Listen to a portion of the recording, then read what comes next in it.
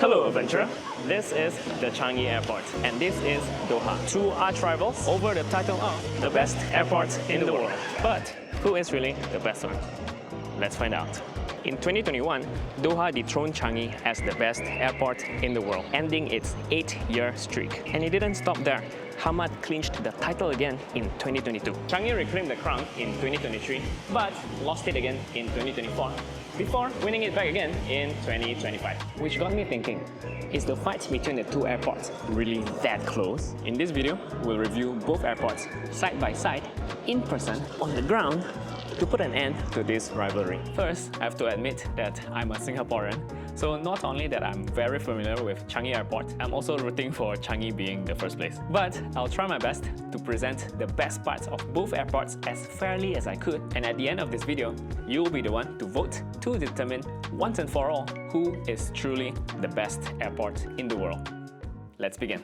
First, let's compare how easy it is to get to the airport. Getting to Changi by train from the city center takes around an hour, costing 2 Singapore dollars, or half an hour and $20 by taxi. The car drop-off points are well organized, with each terminal's door number clearly marked with which airline it's serving. As for Doha, while you can take the public metro to the airport, the metro stations in the city are few and far in between. The weather in Qatar is also very hostile during the day, which makes walking out a non-option. From Doha city center, taking the train will cost 3 Riyal and it will take you 20 minutes, while taking a taxi will cost you 26 Riyal and about 15 minutes. Each doors are also clearly marked, but out of the 4 doors, 3 are for Qatar Airways.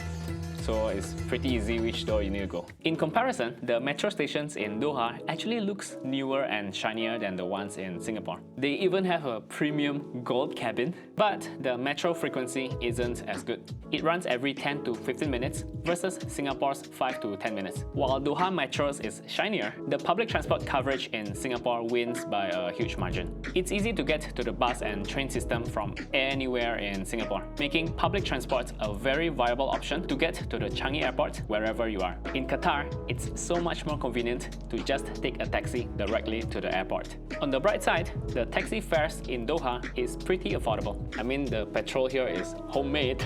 Therefore, although Changi has way better accessibility, it's not a very impactful factor. My only concern is if the single stretch of drop-off area will be able to support a peak traffic without causing a jam. You see here, in the same stretch of road, cars are dropping off their passengers, but they also want to get off, while the next line of cars are also trying to get in to drop off their passengers. So at some point, it's gonna clog up. In Changi Airport, the passenger load is spread across the 4 terminals, each with their own drop-off. Many passengers take the bus and trains. I didn't have the time to stay and watch the car flow, but my money's on Changi on being able to deal with higher passenger volume. Next, comparing the user experience of departing passengers in Changi Airport, most of the check-in nowadays are done on these self-service machines. There's a lot of these machines deployed, so check-in process is usually pretty fast. You can get your boarding pass within 10 minutes of your arrival. Check-in counters are open 3 hours before your departure, but some airlines offer an early check-in option. For example, if you're flying with Singapore Airlines, you can deposit your bags and get your boarding pass as early as 24 hours prior to your departure. This way, you can spend more time playing in the airport, hands-free and stress-free. And unlike most airports, in Changi, immigration and customs are separated. When you go through the departure hall, you only have to clear immigration. So you can even bring your drinking water through. Immigration is very efficient thanks to the deployment of dozens of these e-gates that works for all travelers of all nationalities. Usually, this part will only take you about a minute. They only start checking your bags and putting them through the scanners and sniff out your liquid containers later at the boarding gates. But that part usually is also quite fast because each gate will have its own security checkpoint. In Doha, you need to have a confirmed flight booking to get into the check-in area. Doha also have these self-check-in machines, but it wasn't working when I was there. Once you get your boarding pass, you will clear both immigration and customs back-to-back past the departure hall. Very good. I finished customs and immigration within 6 minutes. The departure immigration uses a combination of e-gates and manual counters. So maybe even better, next time there will be more e-gates, it will be faster. The biggest holdup will be if you need to check in your luggages because you need to stand in line with everybody else. I'm pleasantly surprised that my water bottle went through with all of its contents. Check-in counters also open about 3 hours before your departure. You can check in online up to 24 hours before your departure, but if you have check-in luggages, you still have to join the queue to drop off your luggages. In comparison, I feel that the departure user experience is better in Changi. Firstly, the check-in area is open to public, so friends and family of departing passengers can accompany them to get their boarding pass before having a last meal together at the airport before they go through immigration. As for Doha, you'll have to say goodbye to your friends the moment they enter the check-in area. Some of my fondest memories are those last suppers that I spend with my families and friends before I go on long trips in Changi Airport. So this is a bit more subjective and emotional. Secondly, by separating the immigration and security checkpoints, Changi prevents bottlenecks. By installing dozens of e-gates that work 24/7, going through immigration is a breeze for all passengers. And by having a dedicated security checkpoint at each boarding gate ensures that you're only waiting for the same people who are boarding your same flight. At worst, the airline staff can clearly see there are still people trickling through, so they are unlikely to leave you behind. Realistically, you won't face any security delay if you are running late, because most of the other passengers would have cleared way before you and they are just waiting for you in the plane. Next comparison. What are the things to do at the airport? In Changi, there are so many things you can make it into a day trip. Each of the 3 main terminals has a unique style and something to explore. T1, with its rustic look, is home to the dancing metal raindrops, the kinetic rain. T2, decorated with lots of gardens and the digital waterfall at the center. T3 boasts a high ceiling and futuristic look where you can enjoy free movie screenings. But the most renowned site of Changi Airport is the Vortex at the Jewel Shopping Mall. Enjoy the waterfall and the beautiful gardens from above, up close, from the train and from below. Or spend hours browsing and shopping at the many shops in the mall. If you're hungry, there are food courts at Jewel B2 and T3 B2 where you can get local food in under 10 Singapore dollars. And for more upscale options, choose one of the many restaurants all across the terminals and Jewel. Everything I just mentioned are actually accessible before you go through immigration. So you'll actually meet some of us locals who come to the airport but not to fly, just here to have a meal, do some shopping or to hang out. Once you get through the immigration into the transit area, there are more things to do. There's plenty more other shops, restaurants, food courts, garden greeneries, and resting areas along the way to the boarding gates. A few of my favorites are the Butterfly Garden at T3, the Dreamscape at T2, and the Cactus Rooftop Garden at T1. But if you just want to have a short rest, come to these snooze lounges that has these reclining chairs. It will truly give you a comfortable sleep. Everything I just mentioned are free to do and see. But if you have some budget and you're willing to spend, you'll have way more things to do. Back in Jewel, if you go to the highest floor, you'll find a paradise for family with children. There's a mirror maze, hatch maze, net playground, many options to keep your little ones entertained. For premium resting options, there are paid lounges and transit hotels where you can sleep in private and take a shower. To get around the terminals, you can actually just walk because the 3 main terminals are quite compact, easily walkable. But there's also the SkyTrain that you can take to and from the main terminals, both in public and the transit side. Anyways, I excluded T4 from this review because you can only access it via the shuttle bus, which is my least favorite thing of Changi Airport. In Doha, there's not much to do until you get past the immigration and security. Once you reach the iconic statue of the bear under a lamp, you'll find lots of shops and restaurants to do some shopping and eating. For about 80 to 100 Rial, you can get yourself a burger at the food court. But the grandest sight in Doha is at the Orchard. Unfortunately, its full glory seems to be under maintenance. I imagine this would have been very nice with the flowing water. There are nice boardwalks all around for you to take in all the scenery. There is also a gym, a pool, a golf range, and a spa with many options to help you relax. However, all of these are paid activities. On the bright side, there are free resting areas scattered all around the airport called the quiet rooms. However, some of these rooms are far from quiet. The biggest strength in Doha, it's 2 AM, but all of the shops are open. So if you're craving for that midnight Bulgari, Moncler or Burberry, this is the perfect place for you. Seriously though, how many Bulgari, Burberry, Gucci do you need in one airport?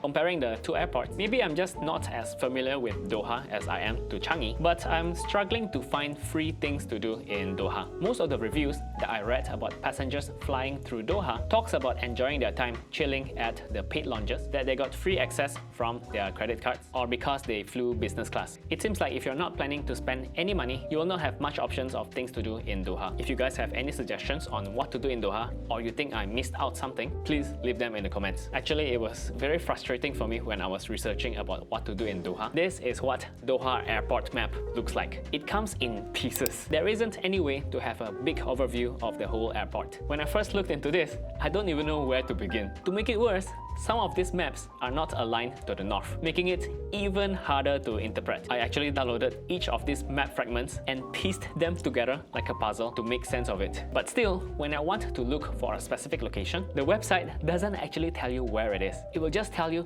go and look for it in the map. So I have to find it myself. And this is Changi airport map. You want to get more details? Zoom in. You want to see where you are? Zoom out. And when I'm looking for something specific, it actually shows me where it is, instead of asking me to find it myself. The user experience of using the map of Changi Airport is way better than Doha. By the way, this video is not sponsored. All expenses are paid out of my own pocket. If you feel that Changi is ahead right now, leave a like on this video. And if you think that Doha is ahead, leave a dislike. But stick to the end, because these next few comparisons might change your mind. Next, to have a taste of the service in the airport, I went to the information center at both airports and asked the same questions. Excuse me, do you have any recommendation on what to see in the airport? The nearest one is the Enchanted Garden, it's the orchid flower. And further down 5 minutes, there's a Dreamscape Garden. What about your personal favorite? What do you think anybody in Changi must see? Dreamscape. Dreamscape? Yeah. Okay, so that's just that way, right? Okay, I got it. Thank you so much. What's the best way to get to the city? Depends where you're going to. Chinatown area? Chinatown, I think you can just take a train. From here, go up level 2. It's 2 options for you. Take a SkyTrain to Terminal 3, or make a right turn, take a SkyTrain to Terminal 2. If taxi, how much? Taxi is depends, so they run by meter. Could be roughly 30 to 40 Singapore dollars. Oh, okay, okay. Thank you so much. Thank you, Changi. The service staff at Changi seems quite knowledgeable and are quite warm in their responses. However, one thing that I don't really like in Changi, some of the info counters have been replaced by these screens. To get help, you tap on the screen and someone will video call into that screen and help you. It still gets the job done, but I feel that nothing can replace the warmth of a service interaction that is in person, human to human. Also, whomever is managing Changi's Google accounts, you gotta stop doing this. If you scroll through the negative reviews on Changi Airport, you'll find lots of them has an auto reply that says, "Sorry, your experience wasn't ideal. We hope that it'll be better next time." Which I find is worse than saying nothing at all. Because right, if I had a bad experience and then I write this bad review and you just say, "Sorry, better luck next time," it feels like you don't care, that you don't acknowledge that I have a problem. If you're not planning to address the specific problem, then just don't respond at all. Hi, do you have any guide on what to do at the airport? Okay, if you're looking for like to go for a spa, if you want to go for a swimming, we have you see this Vitality Spa, just take the lift on 4th level. And we have also like a big garden that you can spend your time there. Garden? Like, yeah, it was like you're in the Avatar. Oh, thank you so much. Hi, can I check what's the best way to get to the city? If you want, sir, we have city tour, so you'll have 3 stops. It's for 3 hours. If you have longer layovers, you can stay back in the city if you want. Also, we have the other tour bus available. You can use also those tour bus going back here to the airport. How do I get to the metro? Use this lift, 1 level up on the next building. Overall, service in both airports are satisfactory. It's difficult to see which one is clearly ahead. And of course, we have to compare the most important facility in the airport, the toilets. I visited at least 5 toilets in each of the 2 airports to inspect their function and cleanliness.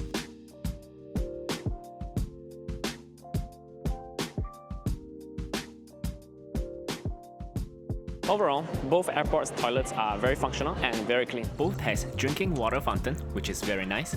But I feel that the Changi's toilets are a bit more fashionable. Next, the arrival experience. Just landed in Singapore.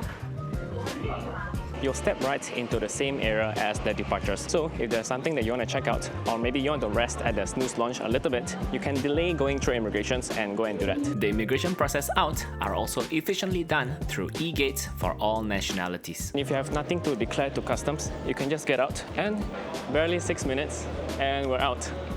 Welcome to Singapore. Once outside, you can enjoy all the things to do that are in the public area, including the Vortex at the Jewel shopping mall. Wow, dude, the airport is massive. What? 18 minutes walk? Thankfully, the train was working, and I guess you might be faster if you arrive at the gates that are closer to immigration. However, turns out arriving at the furthest arrival gate is far from the worst experience. From the Google reviews that I found, many passengers that had a bad time in Doha is due to the remote bays. Sometimes, airplanes will be parked in these remote bays that are disconnected from the main building. As a result, when you need to board or get off the plane, instead of stepping through all this convenient aero bridge, you'll have to take an additional bus to get to and fro your plane and terminal, which results in a longer boarding time, in some cases up to 30 minutes. And of course, higher discomfort because you need to lug all your hand carries and squeeze into the buses, which might be a big deal for a family with children. Changi Airport also have remote space, but they are rarely used. Changi will prioritize using the aero bridge for the sake of passengers' convenience. So, although I didn't experience the bus rides myself, I would say Changi Airport takes the cake here. My experience at the immigration was quite annoying. I saw that there were manual counters on one side and the e-gates on the other. So I was asking the airport staff who can use the e-gate. He said, "Oh, you can go and try." So I went and it didn't work. Another staff at the e-gate then told me that only residents of Qatar can use the e-gate. I was like, yo, then the first guy could have just told me that, right? Finally, I'm out.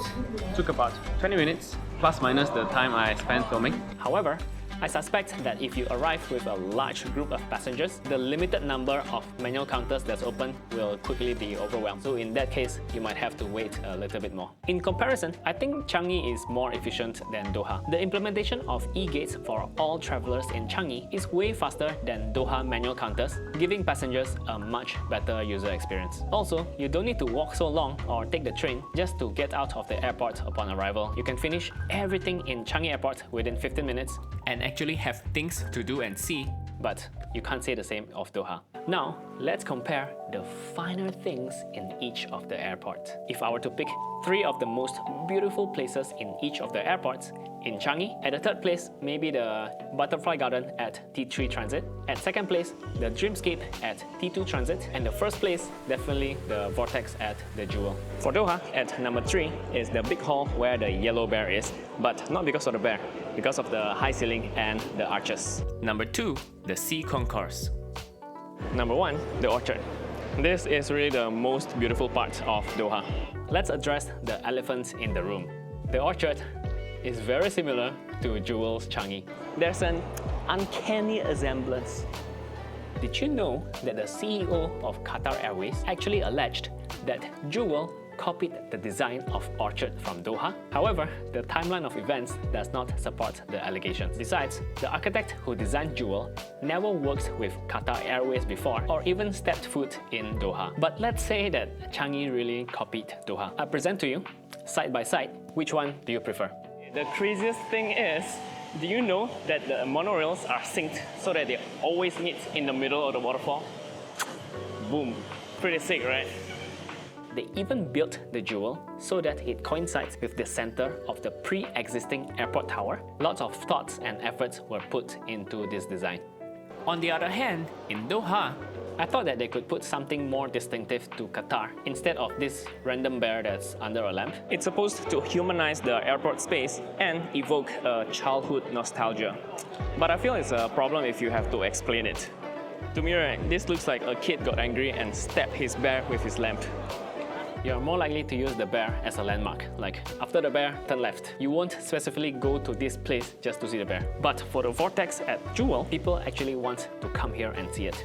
The climb with the pearl at Qatar City Centre was much more interesting and aesthetic, given Qatar's deep history about pearl diving. See, you didn't know that, right? And now you might be thinking, oh, Qatar has history of pearl diving, and then it becomes a starting point to learn more about Qatar. Beautiful. But no, It's a bear. What does it have got to do with Qatar? Alright. Now, it's your turn to vote.